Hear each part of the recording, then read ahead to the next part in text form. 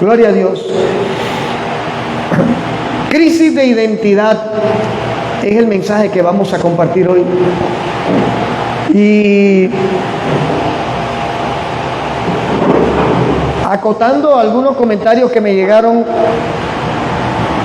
con respecto al mensaje del domingo pasado. ¿Cómo se llamó el mensaje del domingo pasado? Caballo de Troya. Gloria a Dios. Donde alguien me dijo que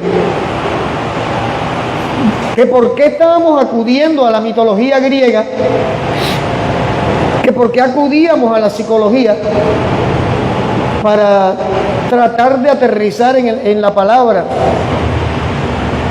Y no podemos pasar de largo que todo lo que está en este mundo fue creado por Dios. Que el ser humano no es solo espíritu, no es solo alma y no es solo cuerpo. Que la Biblia en el Nuevo Testamento, Jonathan, está escrita ¿en qué idioma? El Nuevo Testamento. En griego. Y que aún cuando nosotros nos dedicamos a investigar, encontramos que la mitología griega, Pablo la asumió cuando habló de Diana, de Atenea, de Diana. Y al final no estoy predicando mitología griega, estamos buscando recursos para tratar de hacer entender principios que debemos practicar nosotros como creyentes. Cuando hablaba de crisis de identidad, que hablábamos de ese mensaje de hoy, cuando el Señor me regalaba esta palabra, y empecé a investigar, porque es que usted busca crisis de identidad en la Biblia y no le va a aparecer. Busque en la concordancia, crisis de identidad, eso no aparece. Y entonces, usted googlea y crisis de identidad te lleva inmediatamente al campo de la psicología.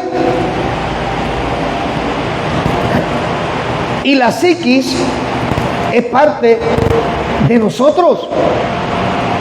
Hay situaciones en el ser humano, en el creyente, que no se van a resolver simplemente poniendo las manos y hablando en lengua y diciendo aleluya. Un niño que fue maltratado desde niño y abandonado, que llega a la adultez con esos traumas, usted no va a llegar simplemente ahora recibe, aleluya, y ya está sano su mente, no.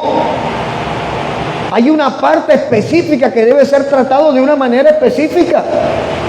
Y allí es donde la Biblia nos aterriza en por qué los requisitos de los obispos, que en ese entonces se le decía obispos, y aterriza con los pastores. Porque uno de los requisitos que habla Timoteo es que no sea neófito. Y la palabra neófito es que no sea un desconocedor de lo que está haciendo. Que tenga en sujeción a sus hijos. O sea que no puede ser soltero. ¿Cómo puedo yo sentarme a hablar con Diego? Diego, ¿tú tienes cuántos años? 24. 29. Yo tengo una hija de 29 años. O sea, yo he pasado un proceso como papá junto con mi esposa. Entonces, cuando alguien llega a una consejería, yo tengo argumentos y tengo testimonio de lo que Dios nos ha enseñado en el proceso de criar hijos. Pero si no lleno ese requisito, sino que simplemente hoy me acosté en rebeldía y mañana en la mañana Dios me dijo que soy pastor y que busque 20 millones de pesos y que ponga un local y me voy a llenar de plata, eso es mentira. Entonces la Biblia nos lleva a tratar de vivir una vida ministerial en orden, porque Dios es un Dios de orden. Entonces alguien me decía, eso de psicología pastoral es basura. Depende cómo lo mires. Yo no creo en la psicología como la ciencia que nos va a resolver los problemas. Es cierto. Porque el 99.9 de los psicólogos que se han congregado con nosotros y los que hemos conocido necesitan de Cristo urgente. Porque ellos fundamentan todo precisamente en cómo resolver la psiquis. pero nosotros somos triunidad. Somos espíritu, somos alma y somos cuerpo. Si yo resuelvo el problema del cuerpo, pero el alma está enferma, el alma enferma el cuerpo otra vez. Si yo resuelvo el problema de una psiquis, pero no trato la parte espiritual, sigo en la misma. Y esto nos lleva a un equilibrio y entender que no podemos satanizar todo lo que está alrededor de nosotros. Si Dios no quisiera que existieran los médicos, simplemente no hubiera médicos. Hay que cambiarle el riñón a Lucas. Ahora recibe riñón nuevo, Lucas. ¡Pum, pum! Listo.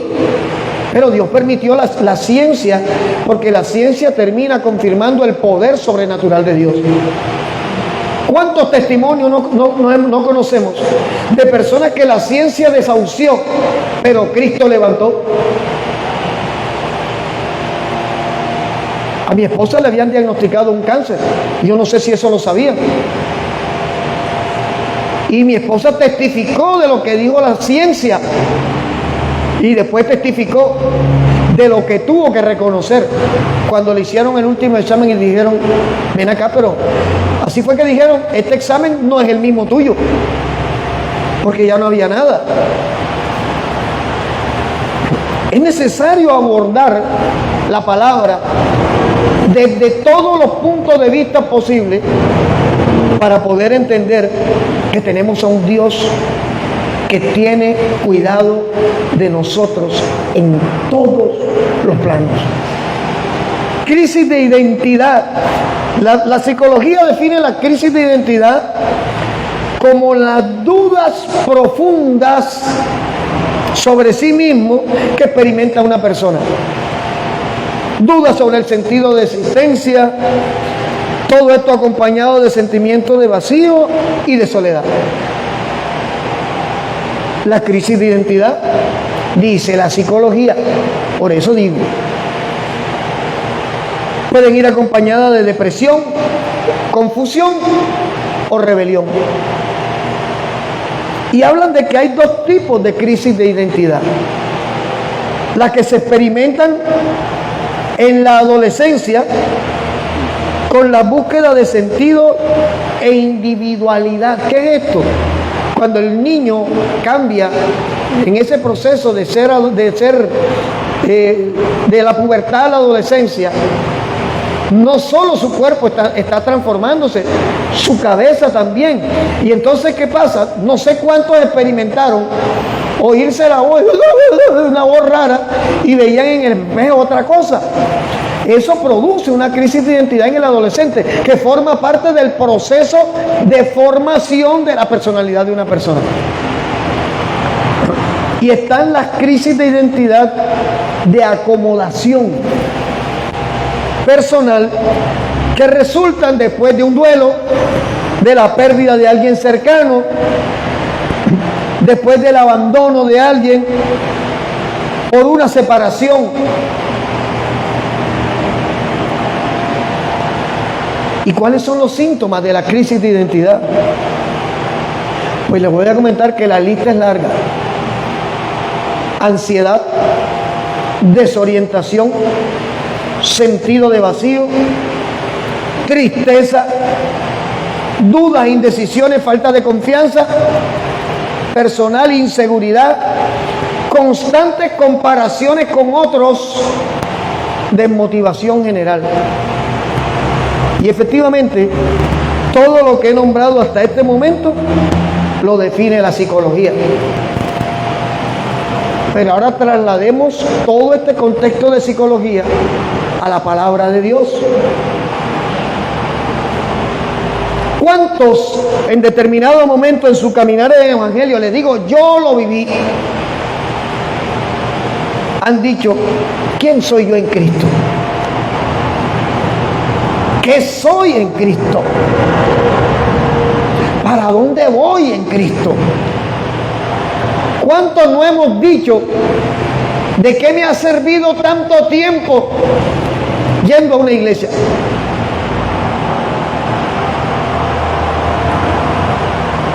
Eso es crisis de identidad. Y Dios no nos va a mandar al infierno.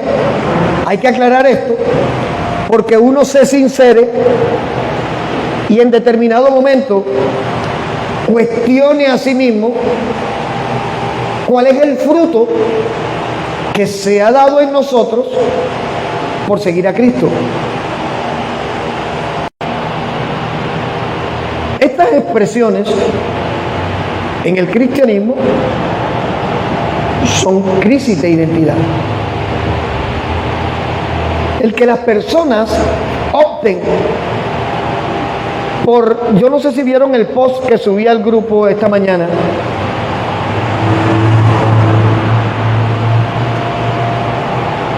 por darle poca importancia a congregarse, al tiempo, al servicio. Eso es crisis de identidad. ¿Por qué? Cuando uno ama a alguien, esa persona te pide algo y si está a tu alcance, ¿qué le vas a decir? Ahí está. Quédate conmigo, aquí estoy. Pero si dice que amamos a alguien y esa persona me dice, quédate conmigo, después, ven mañana, mira, no tengo tiempo. Eso no es amor. Y eso produce un efecto en la persona que está esperando recibir. Y si no se recibe, se produce una crisis. Voy a hablar de dos personajes hoy que experimentaron crisis de identidad de maneras diferentes. Una propiciada por su propia familia, en el seno de su familia, y otra por el carácter religioso.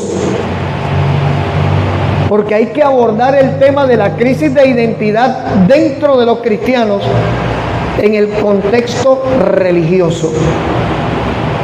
Porque hay mucha gente llena de religión y de poca vida. Mucha gente con conocimiento bíblico, pero con poca aplicación de la Biblia que conoce. Y eso evidencia un problema en el interior de esa persona. Génesis capítulo 25, versículo 24.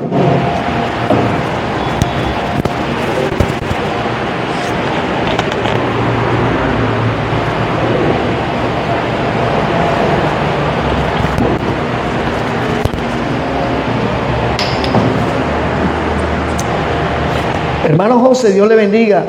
Hermana Mariela, porfa, les agradezco si me confirman cómo está saliendo el sonido. Aquí traqueo algo. Génesis 25, 24. ¿Ya lo tenemos? Cuando se cumplieron sus días para dar a luz, está hablando del nacimiento de Esaú y Jacob. He aquí había gemelos en su vientre. Y salió el primero rubio y era todo velludo como una pelliza. Y llamaron a su nombre Esaú. Después salió su hermano, trabada su mano al carcañar de Esaú, y fue llamado su nombre Jacob. Y era Isaac de 60 años cuando ella los dio a luz. Y crecieron los niños, y Esaú fue diestro en la casa, hombre del campo, pero Jacob era varón quieto que habitaba en tiendas.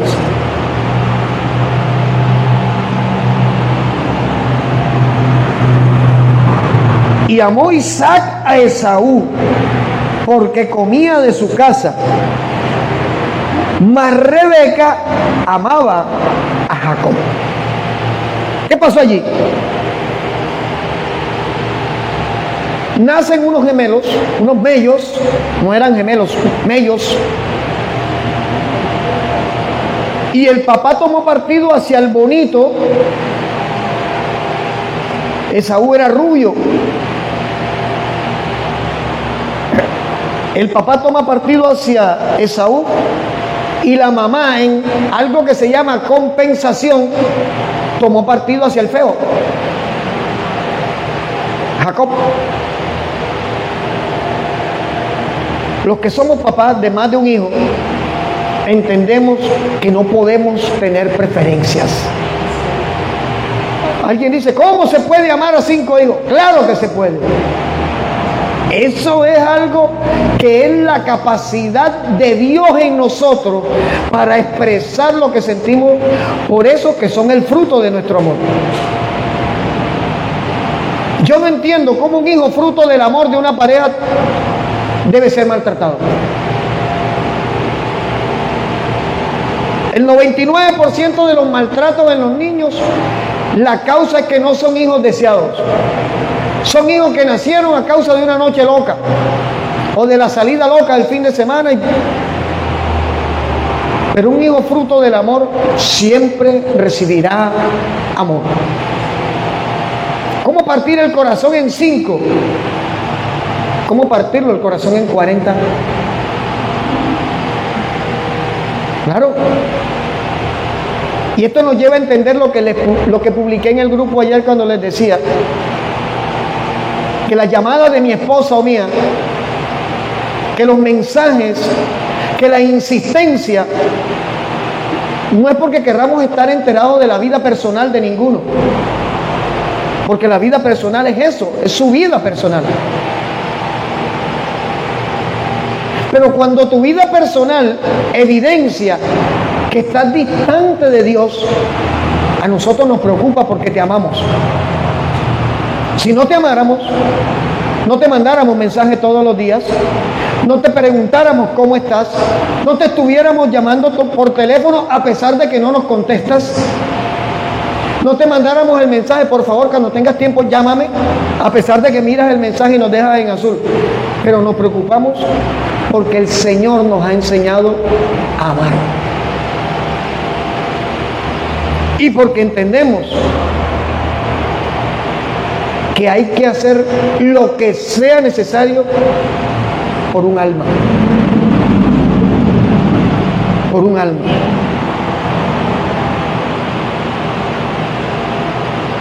¿Tú sabes que una corrección a tiempo salva vidas? ¿Que una exhortación a tiempo salva vidas? Y aquí tenemos un caso patético de lo que sucede en las familias disfuncionales. Esaú el rubio, preferido de papá, Jacob el feo, y el nombre de Jacob, de por cierto, ya era su marca, el preferido de mamá. La crisis de identidad de Jacob se inicia desde su propio nacimiento. El nombre de Jacob traduce suplantador. O sea que cada vez que lo llamaban, ¡hey, suplantador!, ese era su nombre. Y su papá alimenta la crisis en él al preferir a Esaú. La intención de Rebeca, su mamá, quizás fue buena, pero al final le estorbó que Jacob mismo descubriera cuál era su propósito, qué quería Dios con él. ¿Se acuerdan que aprovechando que Isaac estaba ciego, le forró a Jacob los brazos con una piel para que creyeran que eran los brazos de Esaú? Eso lo propició Rebeca, y eso terminó ocasionándole un tremendo problema con su hermano Esaú. Génesis 32, 24 al 28.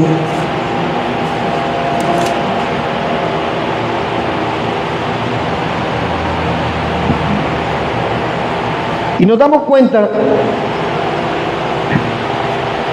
que aunque la palabra crisis de identidad usted no la va a encontrar en la concordancia bíblica, aquí tenemos un caso patético de lo que es no ser equilibrado cuando se trata de criar hijos. Y hay un detalle, papás. Nosotros como papás muchas veces estorbamos en el proceso de nuestros hijos.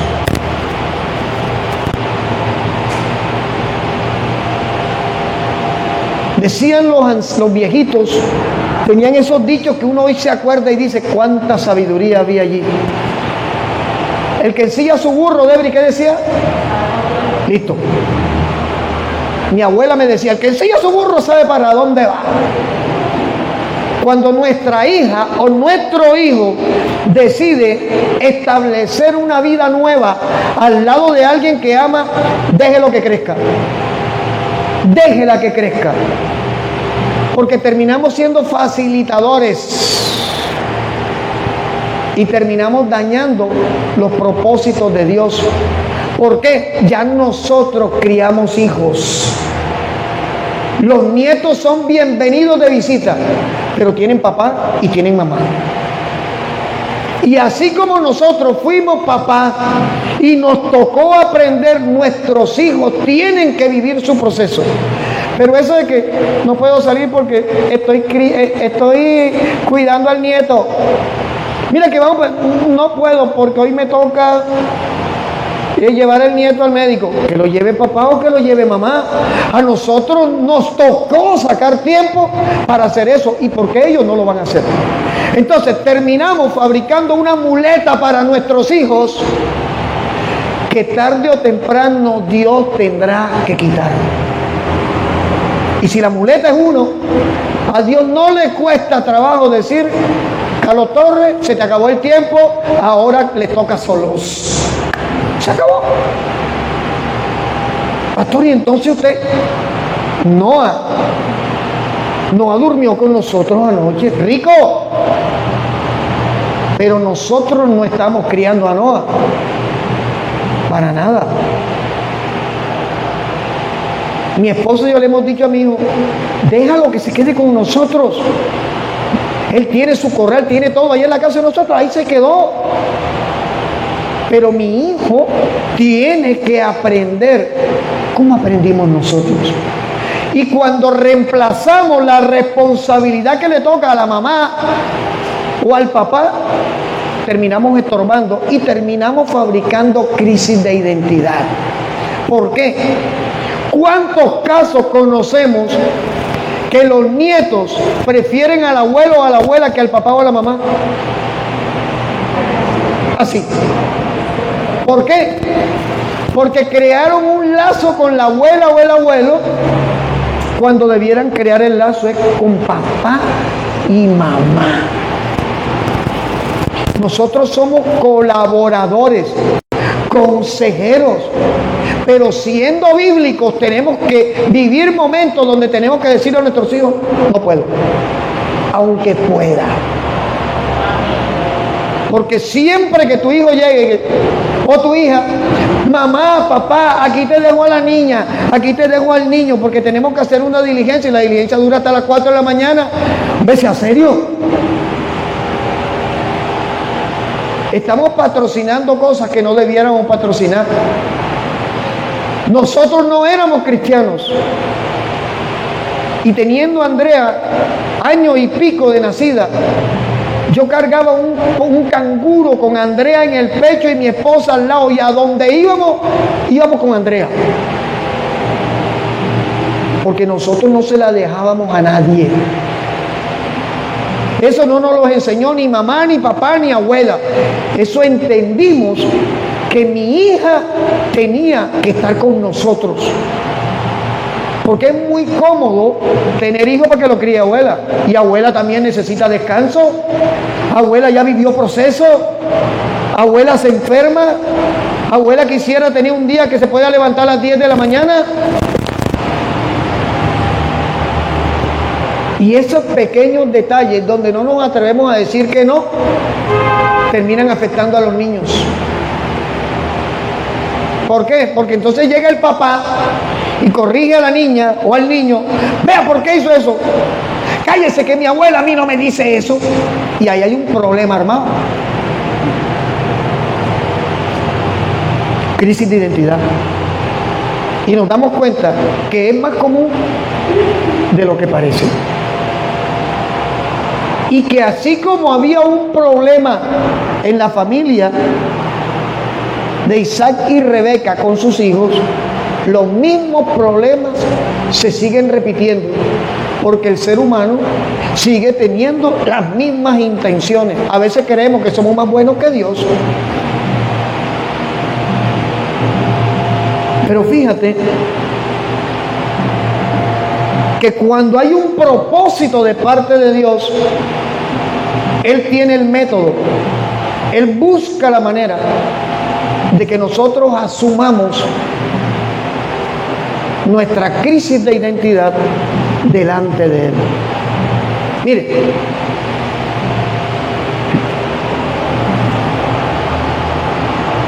cuando le encomendamos a un hermano o una hermana una función en la iglesia, eso no es improvisación.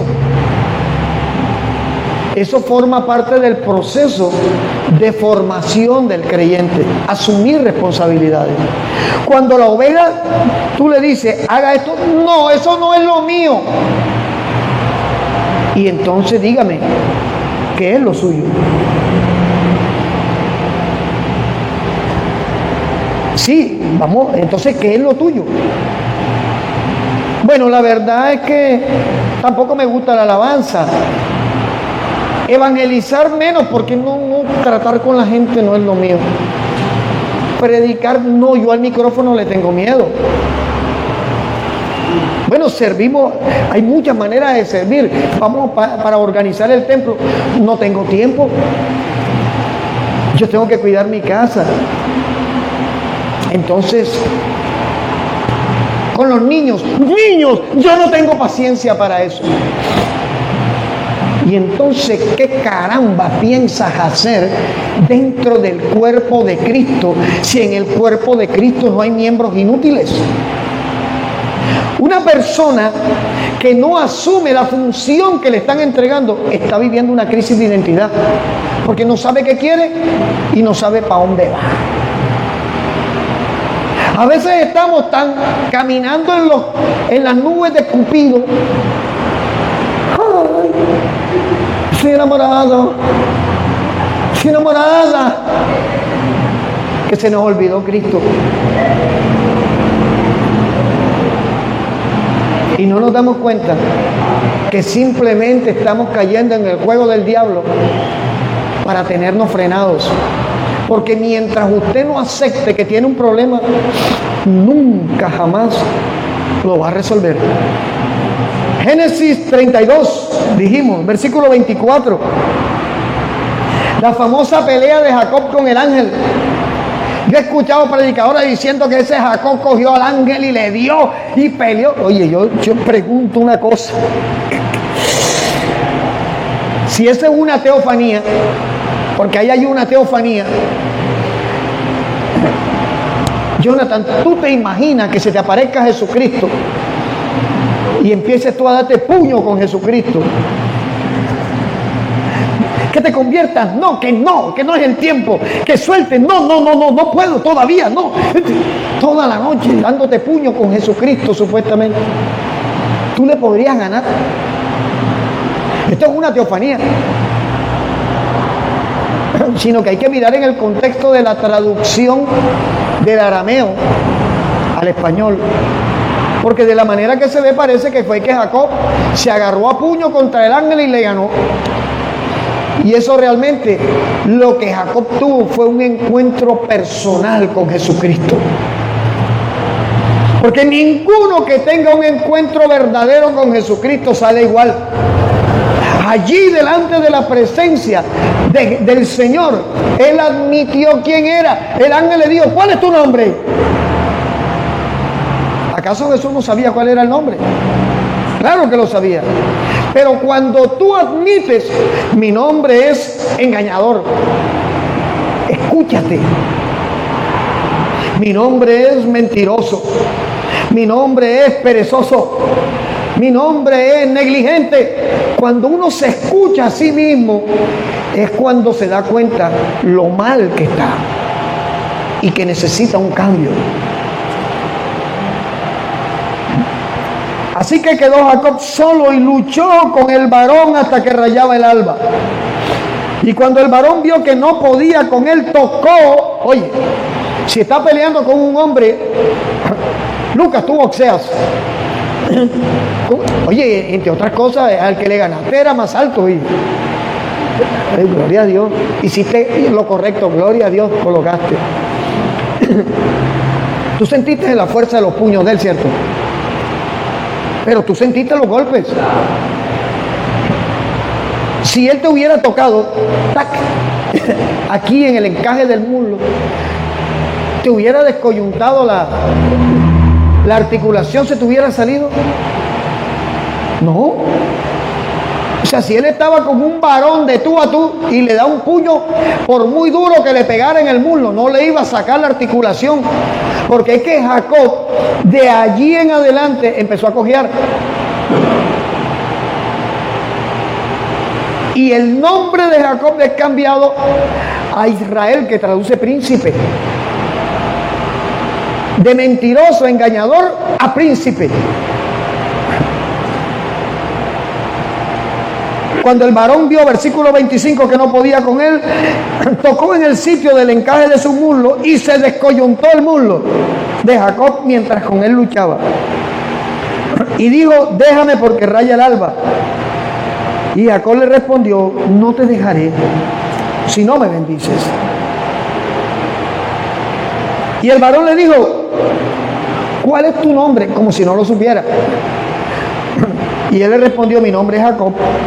Y el varón le dijo, no se dirá más tu nombre Jacob, sino Israel, porque has luchado con Dios y con los hombres y has vencido. El propósito desde un principio era que Jacob fuera Israel. El propósito era ese inicialmente. Pero Rebeca estorbó. Rebeca retrasó, queriendo hacer el bien, el mal que no quiso, ese hizo. Porque le alimentó a Jacob la mentira. Fíjate que se envolvió los brazos con pieles y le hizo un guiso que él no sabía cocinar y ella lo hizo para que dijera, diga que lo hizo usted. ¿Cuántos papás y mamás no dejan crecer a sus hijos precisamente por tratar de evitarle a los hijos momentos difíciles? Nosotros no somos Dios. Y si nosotros le hemos testificado a nuestros hijos que en medio de las crisis hemos aprendido a conocer a Cristo, ¿por qué les estamos evitando que ellos aprendan que del sufrimiento se conquista la victoria? ¿Por qué les evitamos que vivan procesos de soledad, de enfrentamientos, de luchas? Si es que en medio de eso es que realmente van a crecer. Y terminamos tomando cargas que Dios no nos mandó a tomar, haciéndole daño a ellos y haciéndonos daño nosotros. Mira, todo papá que ame a sus hijos, ve a su hijo sufrir y a uno se le encoge el corazón. Pero si usted es bíblico, usted ore por su hijo. Padre, en el nombre de Jesús, permite que en medio de esta crisis, que en medio de esta situación, Él te conozca a ti. Es lo bíblico y es lo correcto. Porque saldrá edificado y fortalecido y usted tendrá paz. Que no es fácil. Para nada. Si usted le pregunta a mi esposa me ha tenido que frenar. Oye, Eduardo, cálmate. Nosotros estamos orando. Mira, Andrea, cálmate. Nosotros estamos orando. Mira, Carlos Daniel, cálmate. Porque como papá tenemos esa tendencia natural a seguir protegiendo los pollitos. Pero los pollitos crecen, se vuelven gallos, se vuelven gallinas.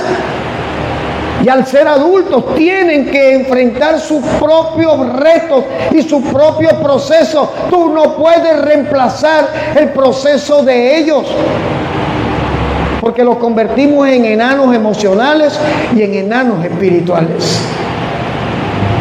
Ay, es que mi pobre pelado le ha tocado tan difícil en la vida. Mi pobre pelado, mira, por eso es que, ay, cuando él llega con esa traba de 4 días, yo lo abrazo y le digo, mi hijito, la próxima mejor fúmatelo aquí en la sala, que no vayas ahí al parquecito. No. El padre que ama a su hijo, ¿qué hace? ¿Qué dice? Lo corrige. Porque mientras nuestros hijos encuentren en nosotros apoyo para hacer cosas malas, seguirán haciéndolas iguales. ¿Por qué? Porque saben que es mejor quedarse en esa condición de inmadurez, de crisis de identidad, porque hay alguien que está reemplazando todo. Yo te digo algo, esto no lo tenía anotado, pero por algo el Señor permite que estemos hablando de esto. Porque la iglesia es la mejor escuela de formación que puede haber en la tierra. La Biblia tiene todo el material que el ser humano necesita para forjarse como hombres y mujeres de bien, de principios. Y fíjate que el ángel de Jehová le dice a Jacob: ahora tu verdadera identidad es la que vas a asumir. Y fíjese que la verdadera identidad de Jacob estaba ligada a su nuevo nombre.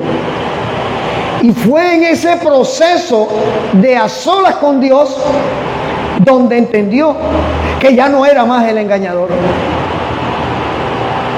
Satanás apela a recordarte lo que fuiste. Satanás apela a echarnos en cara aquello que Dios nos perdonó. Y es donde nosotros debemos entender que nuestra identidad como hijos de Dios no puede ser fluctuante. Tú no puedes ser el cristiano hoy y el peor inconverso mañana. Y dentro de 3 días recupero, porque tú no sabes cuáles son los tiempos de Dios. O usted se toma en serio a Cristo, o mejor váyase derecho voluntariamente al mundo y asuma las consecuencias. Pero nosotros en el Señor no podemos estar en ese vaivén, porque usted no sabe las consecuencias que puede traer a su vida no asumir una identidad clara de quién es Dios en su vida y usted en la vida de Dios. Y tal como Jacob, hay muchos creyentes que aún no saben quiénes son. ¿Para qué los llamó el Señor? Ni para dónde van en el Señor. Sentados en una silla, engordándose como Elí. Y Elí murió desnucado a causa del peso. Les recuerdo. Los hijos haciendo lo que les daba la gana, rehuyendo el llamado y responsabilidades, autolimitándose. Esto no es lo mío. Sin visión, sin aplicar las palabras que reciben. Eso se llama crisis de identidad. Pero hay una excelente noticia, y es que Dios va a tomar cartas en el asunto. Por eso le digo, tómese a Dios en serio, porque Dios lo toma en serio. Hay otro personaje que vale la pena, y yo le digo, vale la pena estudiar ese personaje. Dicen los estudiosos que el libro de Job es el más antiguo de la Biblia, más que Génesis. Y en el libro de Job hay tanta revelación que uno a veces se queda corto cuando empieza a escudriñar y se da cuenta que Dios siempre estuvo dispuesto a alcanzarnos a nosotros.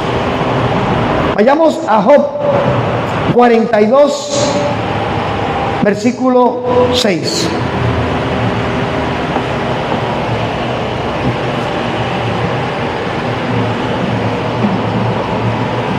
Job 42, 6.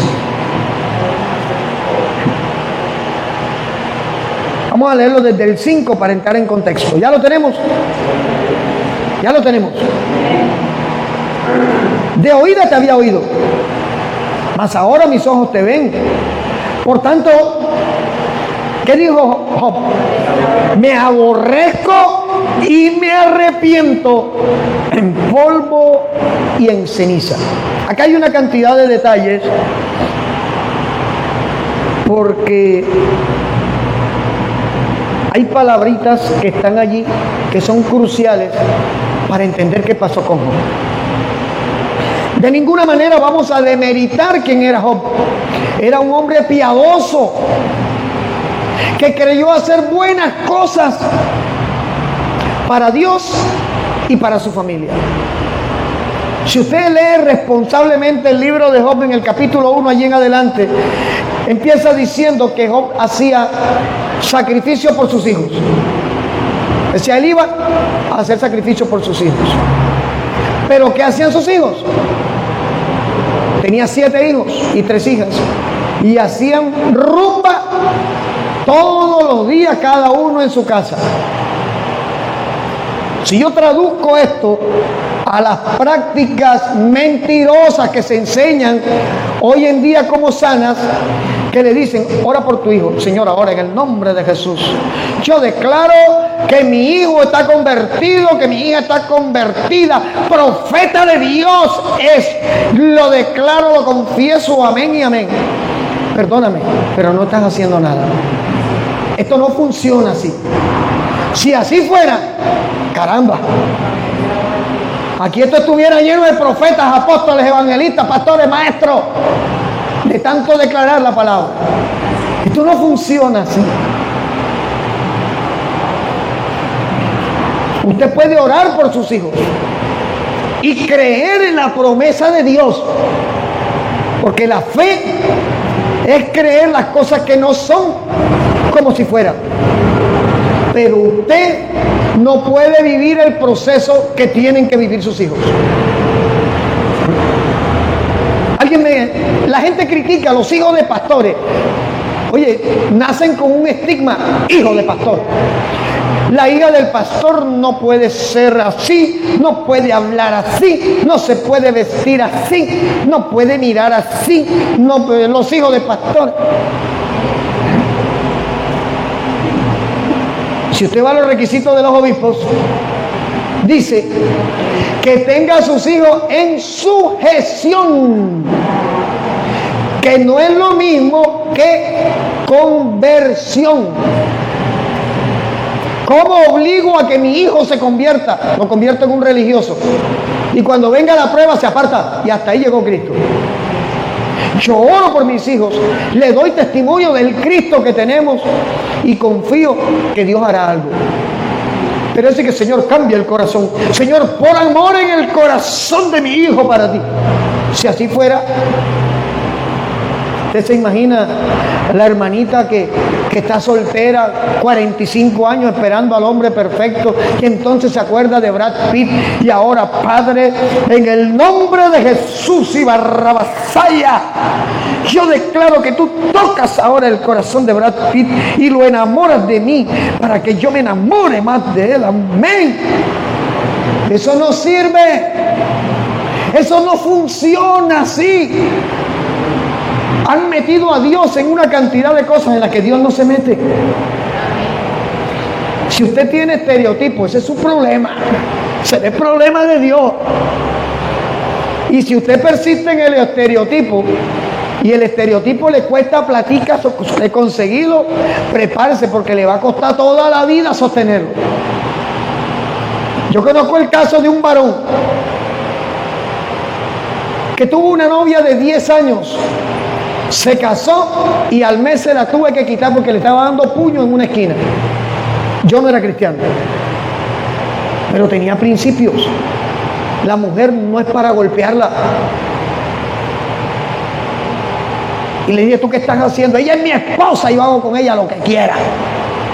El matrimonio le duró 3 meses, de 10 años de novio. Y se consiguió una novia que era su secretaria, a la que le pagaba todo. Le compraba el mejor almuerzo todos los días. Le compraba los zapatos que nunca en su vida había comprado. Le compraba el peinado que no se había hecho. Todo lo compró.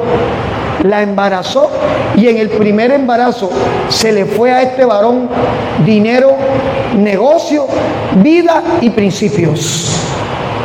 Y para sostener esa relación hoy en día, ese hombre el día que no tiene dinero, no tiene mujer.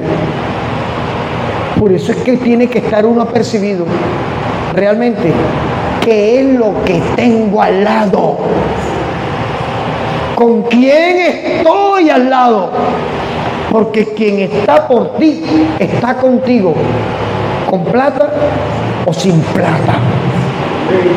Soporta la prueba y disfruta las bendiciones. Eso es lo bíblico. Y si no se está dando, si no, papito, fin de semana, ¿qué tenemos para el fin de semana? Iglesia. No, papi. ¿Qué iglesia? Ahí está el descanso, ahí está Turipaná, ahí está Puerto Mocho, lo están poniendo bonito. Te vas a perder este cuerpito. Ay, sí, verdad que sí. Dios puede esperar. Crisis de identidad. Es eso. Y resulta que Job, tenemos un amigo, mi esposa y yo, que cada vez que está en trago, me llama y empieza a hablar y después me dice, yo soy un buen tipo, ¿sí o no? Si tú lo dices, él es un buen tipo. Ya. Y Job era un buen tipo. No le enseñó a sus hijos que tenían que ir a ofrecer sacrificio a ellos. El sacrificio por el pecado es personal. Si esto fuera así, es como funciona como la Iglesia Católica, la venta de indulgencia. Compremos 5 millones de pesos en indulgencia y pequemos por 5 años, no hay problema, porque ya eso ya está pago. Esto no funciona así. Entonces, Jacob iba a ofrecer sacrificio por sus hijos mientras sus hijos estaban haciendo la locura. ¿Qué principios estableció Jacob en su esposa? Que cuando su esposa vio a Job sin dinero, sin posición, sin salud, le dijo, maldice a Dios y muérete. Cuando tu esposa está contigo en todas, en tu enfermedad, es el brazo que te sostiene. Es el hombro en que te puedes apoyar para poder caminar. Si no se da, estás con la persona equivocada, ¿sabes?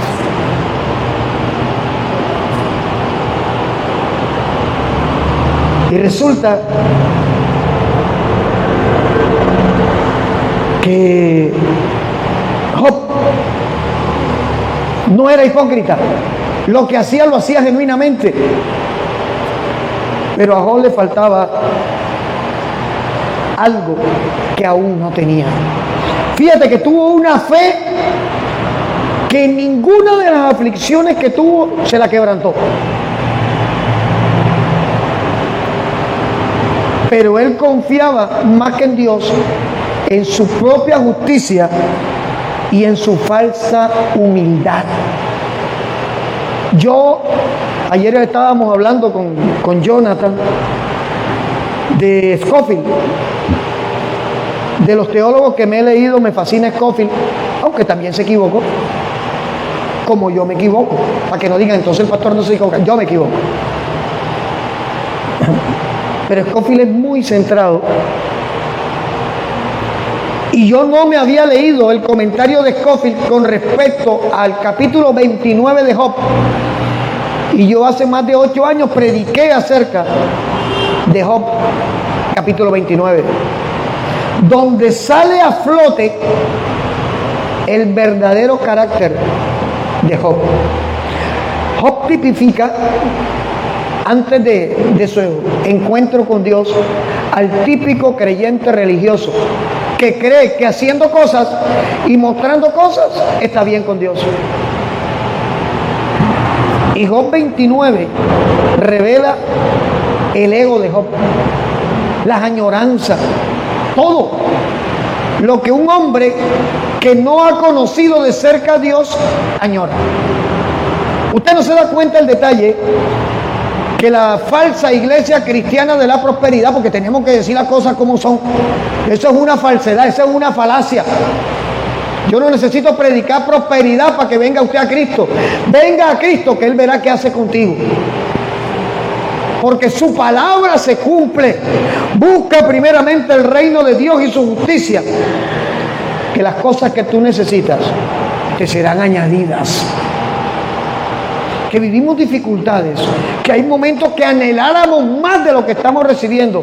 Vaya y venga. Sabemos que es así.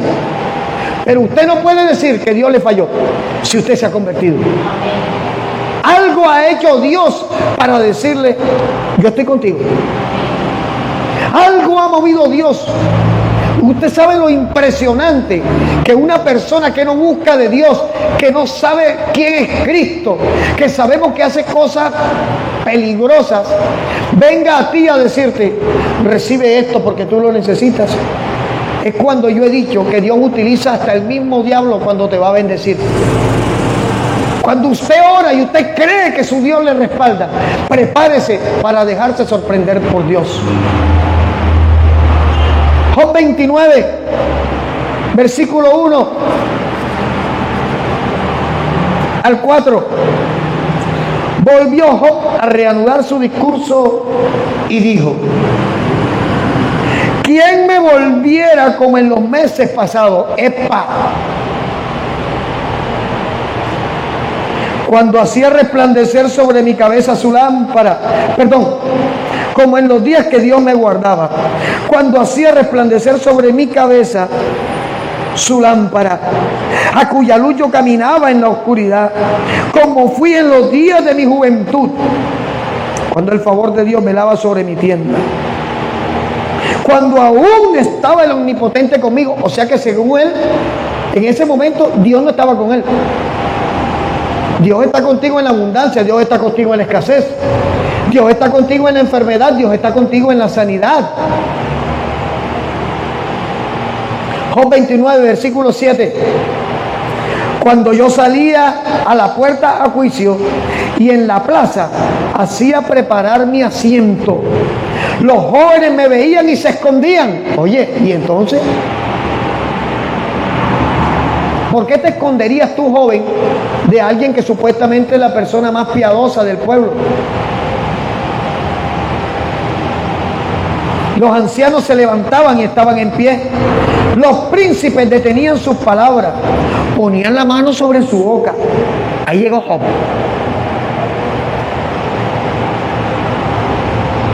Y su lengua se pegaba a su paladar. Los oídos que me oían me llamaban bienaventurado. O sea, su ego, el ego de Job estaba inflamado. Y usted sigue leyendo y encuentra un Job haciendo un culto al yo. Yo libraba al pobre que clamaba. La bendición del que se iba a perder venía sobre mí. Me vestía yo, me cubría yo. Yo era ojo a los ciegos. Yo era pies al cojo. Yo.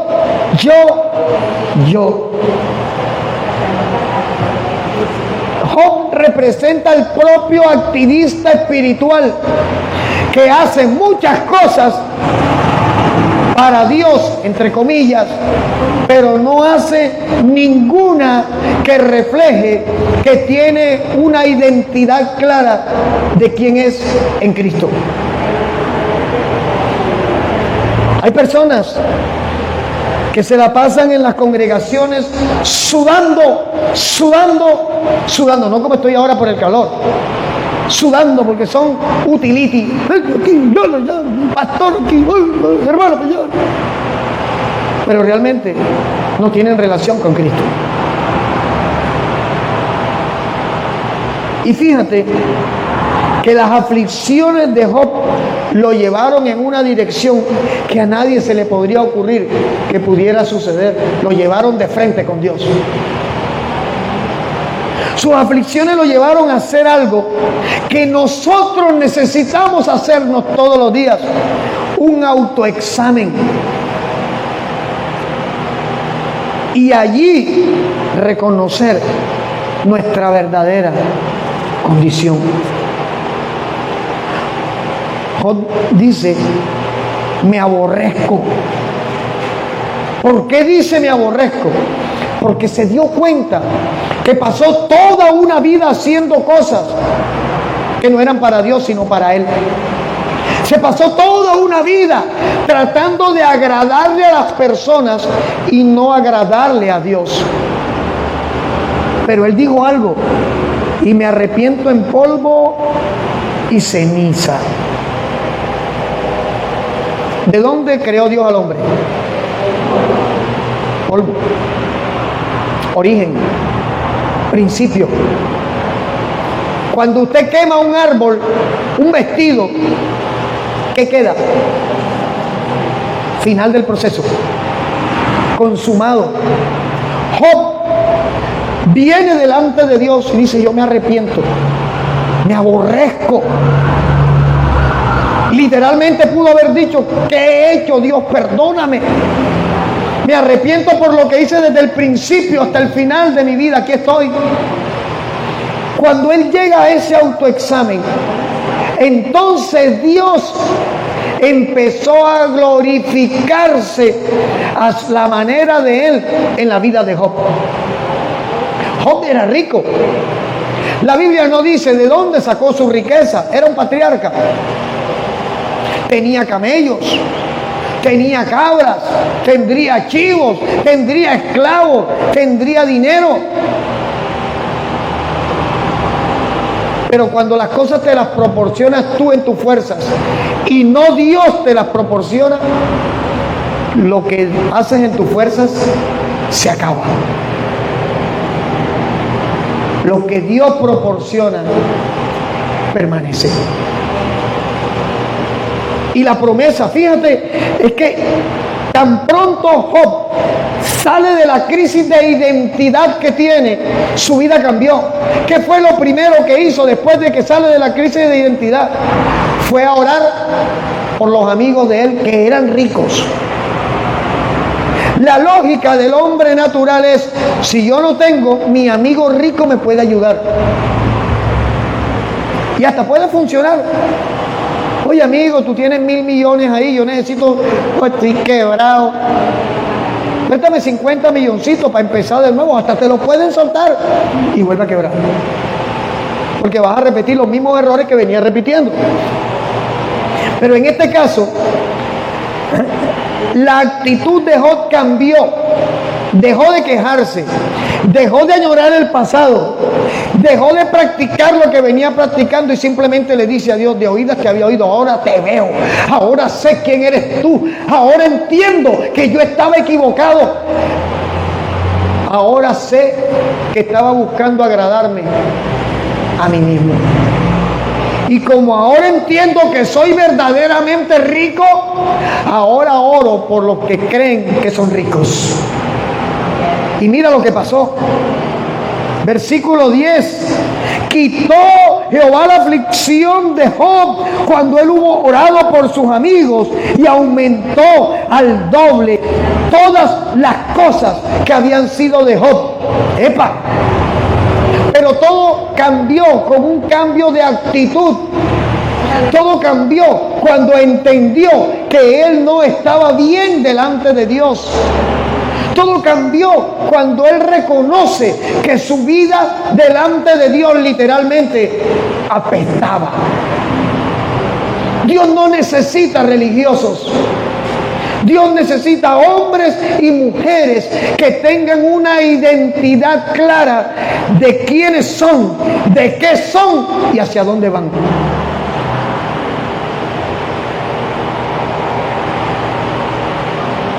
Mira, conocí a un varón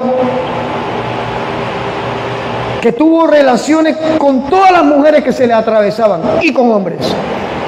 Y los que andaban con él en su grupo le decían: tú eres homosexual. No, señor, no ves todas las mujeres que tengo.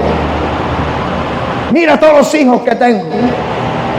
Él estaba buscando algo que se llama reafirmación de identidad, que es la parte opuesta de la crisis de identidad, tratando de resolverla en sus propias fuerzas. Y resulta que se fabrican más problemas.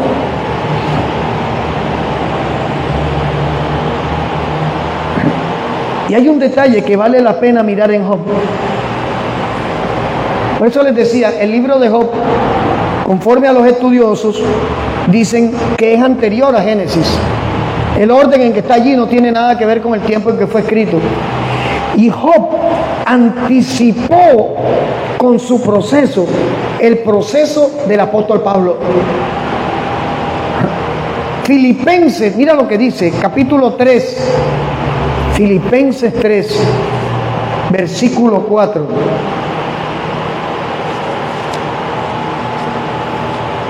Al 9. Aquí habla el apóstol Pablo. Aunque yo tengo también de qué confiar en la carne, si alguno piensa que tiene de qué confiar en la carne, yo más. Estaba hablando de su lógica, su intelecto, su conocimiento. Circuncidado al 8º día. Mira lo que está diciendo. Del linaje de Israel, de la tribu de Benjamín, hebreo de hebreos. En cuanto a la ley, fariseo. En cuanto a celo, perseguidor de la iglesia. En cuanto a la justicia que es en la ley, él mismo dijo irreprensible. Y aquí está, mira Job, mira el cambio. Pero cuantas cosas eran para mi ganancia, las he estimado como pérdida por amor de Cristo. Y ciertamente aún estimo todas las cosas como pérdida por la excelencia del conocimiento de Cristo Jesús, mi Señor, por amor del cual lo he perdido todo y lo tengo por basura para ganar a Cristo. El proceso de Job de 42, aquí está, ¿ves? Perdió todo para poder ganar. Y Pablo lo está describiendo literal. ¿Se da cuenta usted que Job trae una revelación del apóstol Pablo?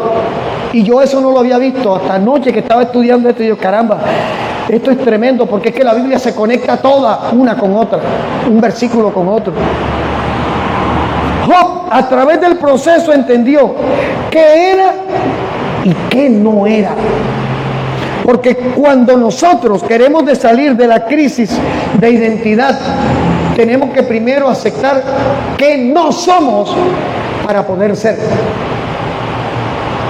Hoy en día, por moda, todo el mundo es cristiano. Usted ve la gente de la farándula haciendo locura y diciendo: te mando bendiciones, bendiciones para todo, bendiciones. Pero ¿bendiciones de quién?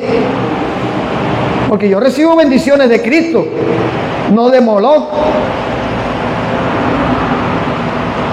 no de Satanás. Porque toda esta gente se sacrifican a dioses paganos para poder obtener fama y fortuna.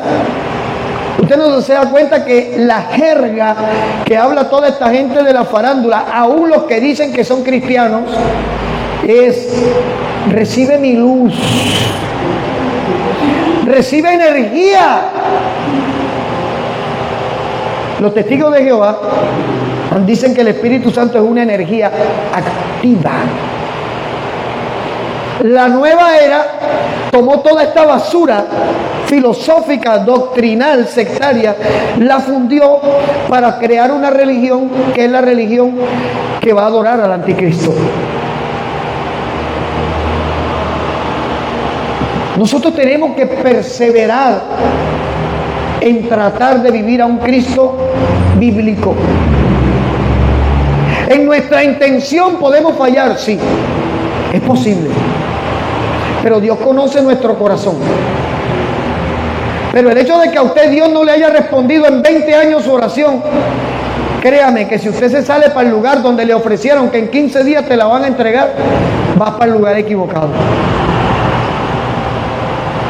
Porque hay cosas que nosotros podemos fabricarnos, pero hay que ver con quién nos damos la mano. Si Dios, recordando el famoso acto profético que nos reíamos el otro día, los apóstoles que llegaron a conocerme al apartamento, y llega este varón y me pone la llave del carro en la mano y me dice: varón, recibe tu carro, porque tú lo necesitas. Amén, gracias. No, pero este es el mío. Esto es un acto profético. Acto profético es que él me hubiera dado el carro de él. Pero usted se da cuenta que es esa basura que le están enseñando a la gente y que supuestamente es cristianismo. Mi esposo y yo conocemos a un muchacho que viene en un hogar disfuncional, tremendo, y es un pelado que tiene un corazón así de grande, pero está en el lugar equivocado. Y un día, compartiendo con él y con la novia, empezamos a hablar de Cristo. Y él me dijo: no, yo no leo Biblia. Y entonces, ¿qué te predican? No, a mí me predican que tengo que ser una buena persona. Y la novia quedó inquieta, empezó a preguntar y quedamos, vamos a volver a compartir. Pero no les interesa, porque desafortunadamente el primer contacto que la gente asume como de Cristo, en ese se quiere quedar. Entonces le enseñaron que Dios es dinero, que le da más dinero, que quiere más dinero, que sopla más dinero, que devuelve más dinero, y él quiere más dinero, fama, fortuna. Y tú y yo sabemos quién es el que ofrece eso. Tenemos un trabajo tan grande por hacer. Oscar, por favor, colócale el cerrojo a la puerta.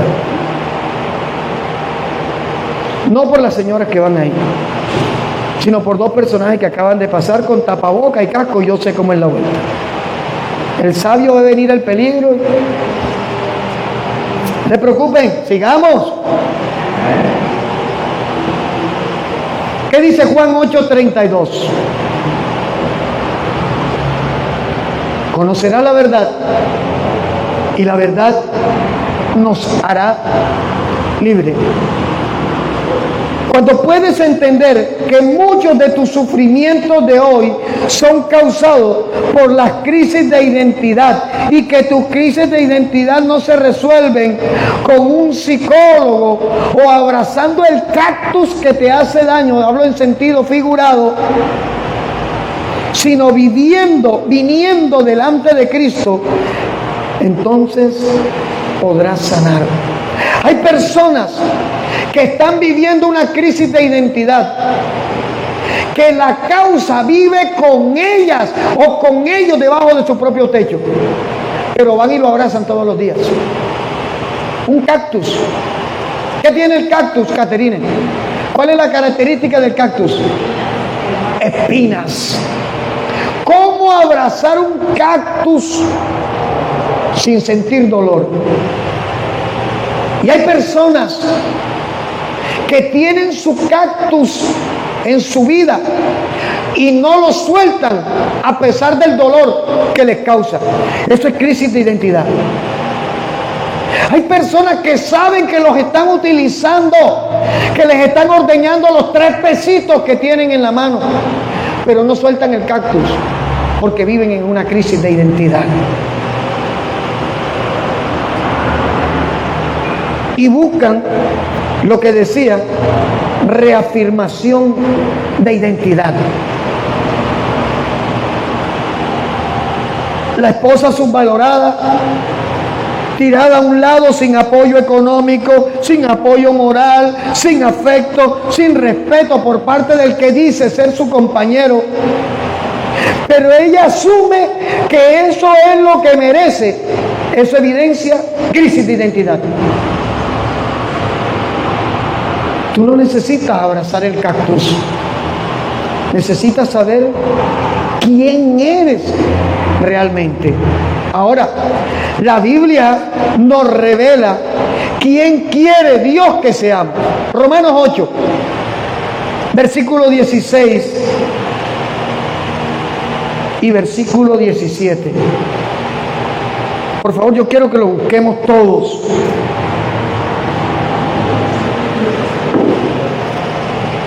Romanos 8, versículo 16, versículo 17. Gloria a Dios.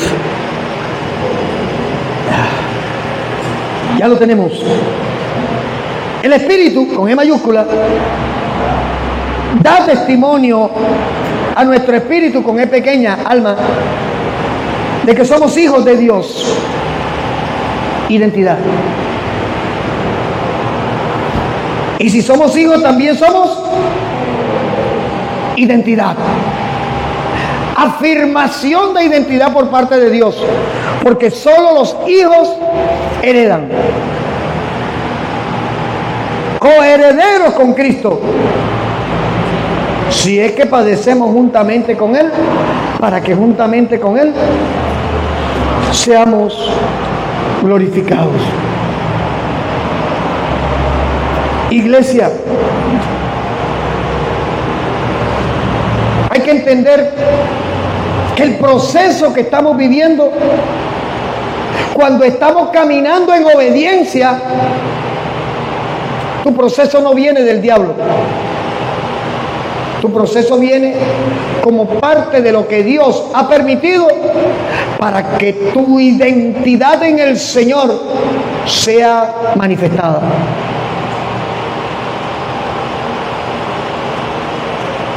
Decía alguien, si Dios es bueno, ¿por qué permite que nos vaya mal? ¿Y quién ha dicho que ser buen papá es darle todo lo que tus hijos quieren? Yo conozco buenos papás. A su hijo le ha dado camioneta de 400 millones, viajes a Estados Unidos, le compró una novia, literal, le compró novia, le fabricó matrimonio, a sus hijas carros, casas, lujos. Y son unos miserables porque no viven en paz, no tienen vida. Como papá da todo, pero realmente no es papá. Los procesos en el Señor nos mantienen alertas. Los procesos en el Señor nos forzan a buscar una respuesta en Dios. Y parece mentira, entre usted más ore, entre usted más se rinda a Cristo, pareciera que el diablo se levantara más. Pero quiero decirte algo, no es así.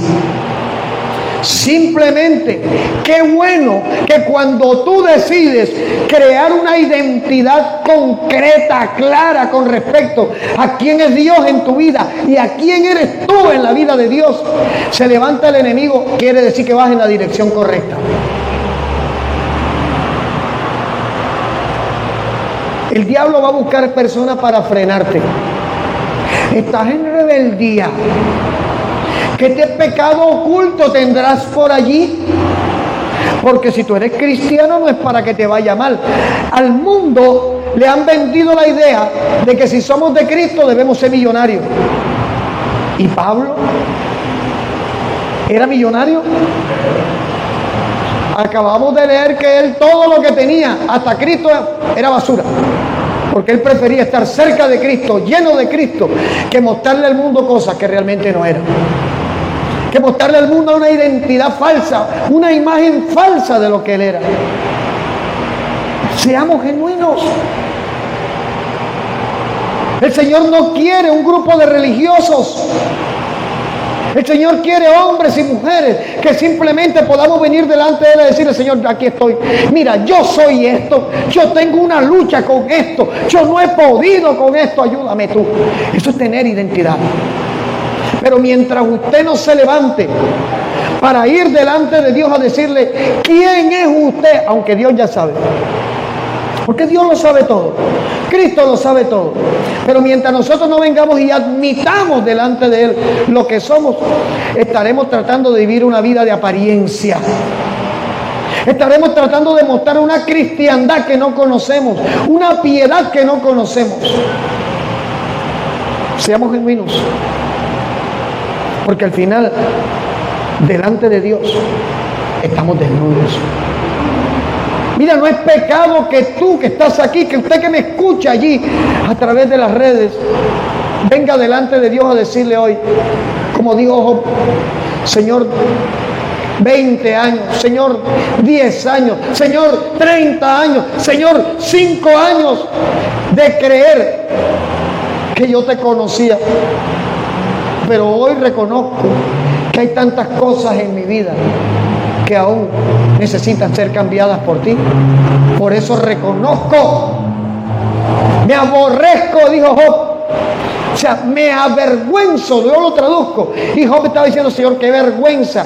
Yo decía que era una cosa, pero no era nada. Y no se trata de que aquí estamos juzgando ni condenando a nadie. Se trata de entender que empezando por mí, que predico la palabra aquí, hay áreas de mi vida que necesitan ser transformadas y tocadas por el Espíritu Santo de Dios. Yo quiero invitarle a que se coloque sobre sus pies por un momento. Tómense de la mano con alguien. Yo no entiendo si es que alguien tiene mal olor a veces y no les gusta el olor de la persona, que se sientan a 4 sillas de diferencia. Oye, somos familia, somos hermanos. Estuve en un seminario que dictó un japonés, un coreano, y el coreano decía: caramba, los cristianos de Colombia, latinos, abrazan mucho. En Corea no hay abrazos ni besos. Pero eso es equivocado, porque la Biblia dice que nos saludemos con ósculo santo, con besos. Una cosa es el besito de hermano y otra cosa es el amacice de hermano. Son dos cosas diferentes. Iglesia, poder entender que el Señor habla claro a su pueblo, que el Señor habla claro a sus hijos en este tiempo. Es tener identidad, es poder superar esas crisis que nos han detenido, que nos han hecho al final perder el tiempo persiguiendo fantasías, persiguiendo ideales, idealizando cosas o personas, cuando realmente necesitamos es quebrantar nuestro yo delante de ti. Yo te invito que allí donde estás tú cierres tus ojos, y qué bueno que podamos orar diciéndole al Señor: Padre, en el nombre de Jesús, hoy hablas a mi vida, hoy has hablado a mi corazón, y en todo lo que me hayas dicho, que reconozco que te he fallado, yo te pido perdón en el nombre de Jesús por mis actitudes equivocadas, por mi terquedad, por mi negativa, Señor, a hacer tu voluntad. Hoy te pido perdón. Te adoramos. Te adoramos, Señor.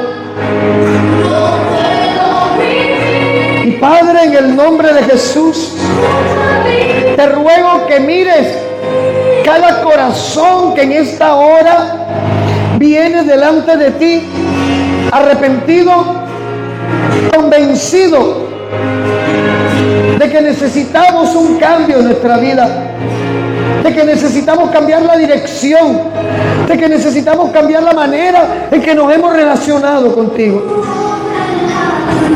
Hoy te entrego mi carga, hoy te entrego mi lucha, hoy te entrego la falsa imagen que fabriqué asumiendo que estaba caminando en obediencia delante de ti. Y ruego que tu Espíritu me fortalezca, me afirme y me enseñe a caminar en obediencia a tu palabra. Padre, oro en el nombre de Jesús por mis hermanos y hermanas que están allí en la distancia y que aún allí en México, en Canadá, en Costa Rica, en El Salvador, en Honduras, en Chile, en Argentina, en Venezuela, en España, se hacen uno solo con nosotros, pidiéndote, Padre, que en tu infinita misericordia escuches sus oraciones, mires sus necesidades. Yo te doy gracias por sus vidas, por las veces que los has tocado, por la manera en que han interactuado con nosotros para hacer bendición para nuestras vidas. Y te pido en el nombre de Jesús que mires cada uno de mis hermanos aquí en Nehemías, en Barranquilla. Tú sabes de qué tenemos necesidad. Tú sabes bien, Señor, que hemos vivido crisis, que hemos vivido circunstancias, que hemos estado distraídos, que hemos estado afligidos, en desespero, en ansiedad, cautivos de la preocupación. Pero te pido en el nombre de Jesús que tu Espíritu Santo nos convenza de rendirnos totalmente delante de ti. Yo te doy gracias por este tiempo y ruego, Padre, en el nombre de Jesús, que esta palabra pueda edificar la vida de alguien y que ese alguien pueda replicarla a alguien que la necesite, porque el propósito es que tu palabra corra, que la semilla sea sembrada, que sea glorificado tu nombre, Señor. Y te damos gracias por tu bondad y por la paciencia que has tenido con nosotros para tratar con nuestras vidas. Y te damos la gloria y gracias por tu respuesta, Señor, en el nombre de Jesús. Amén y amén. ¿Cuántos pueden darle la gloria a Dios? Gloria a Dios. Hácelo fuerte si es para Cristo. Mis hermanos y hermanas que están allí en Facebook, en YouTube, si Cristo no ha venido, el miércoles estaremos conectados nuevamente. Dios les bendiga.